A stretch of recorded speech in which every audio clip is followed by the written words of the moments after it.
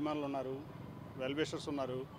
అట్లాగే విజయవాడ నాని అయితేనే ఈ విజయవాడకి కొంచెం డెవలప్మెంటు లేదా కొంచెం ప్రజలకి అందుబాటులో ఉండే వ్యక్తి అని ఏదో రకరకాలుగా అభిమానులు ఉంటారు నాకు. వాళ్ళందరూ మనోభావాలు కూడా నేను పరిగణలోకి తీసుకోవాలి కదా. ఊరిని మీరు అడగంగానే మీకేదో టీఆర్పీ రేటింగ్ కోసం నేను ఇచ్చేయటం కాదు కదా. సార్, వైసీపీ ఎమ్మెల్యేలతో కలిసి మీరు అధికారిక కార్యక్రమాల్లో పాల్గొనడం పట్ల కూడా అధినేత అసంతృప్తి వ్యక్తం చేశారని కూడా. అవును, ఇప్పుడు మొన్న రేవంత్ రెడ్డి గారు తెలంగాణ ముఖ్యమంత్రి అయ్యారు కదా, ప్రధానమంత్రి గారికి కలవలేదా? కలిసాడా కలవలేదా? ఆయన బీజేపీ, ఈయన కాంగ్రెస్. మొన్న అమిత్ షా గారిని కలిసారా లేదా? కలిశారు కదా. అది తప్ప? ఇప్పుడు నాకు కృష్ణప్రసాద్ గారు, వసంత కృష్ణప్రసాద్ గారు నేను చాలా ఫ్యామిలీ ఫ్రెండ్స్. ఇప్పుడు కాదు, మా తాతగారు వాళ్ళ నాన్నగారు టైం నుంచి. కొండపల్లి ఎలక్షన్ వచ్చింది, అధినేత ఆదేశించాడు 3 రోజులు కూర్చున్నాడు వెళ్ళి. నా మీద కుర్చీలు, నా మీద కాదు జనరల్గా కుర్చీలు ఇస్తున్నారు, అవి ఇస్తున్నారు. ఆయన పార్టీకి ఆయన కష్టపడ్డాడు, నా పార్టీకి నేను కష్టపడ్డాను. అంతేగాని అక్కడేం పాలసీ డిబేట్ అవ్వలేదుగా. సో ఇప్పుడు మీకు అదే చెప్పేది. రేవంత్ రెడ్డి గారిది ఎగ్జాంపుల్. ఆయన ముఖ్యమంత్రి అయ్యాడు,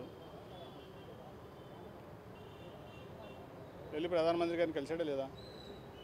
వెళ్ళి హోంమంత్రి గారిని కలిసాడు లేదా? రాష్ట్రపతి గారిని కలిసాడు లేదా? వస్తే అది తప్పెట్లా అవుతుంది? అది నా ప్రజాప్రతినిధిగా నా యొక్క డ్యూటీస్లో భాగం. అది అర్థమైందా? దట్ ఈజ్ మంచి సాంప్రదాయం కూడా.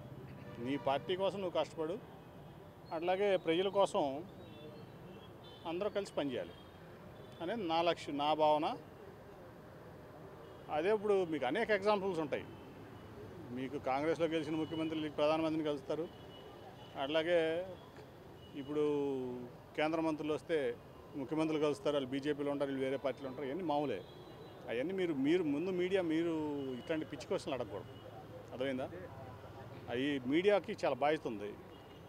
అది ఎట్లా క్వశ్చన్ చేస్తారు? అట్లా క్వశ్చన్ మీరు తప్పు కదా. చలో.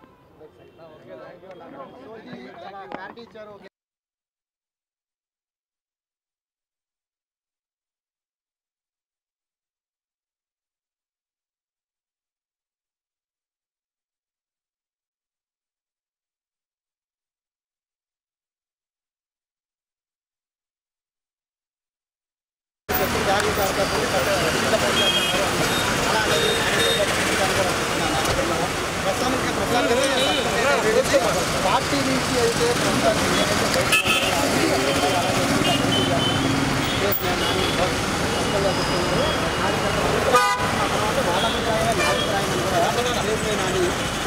ప్రస్తుతానికి అయితే వెలుగు నుంచి మన కేసీఆర్ భవన్కి అయితే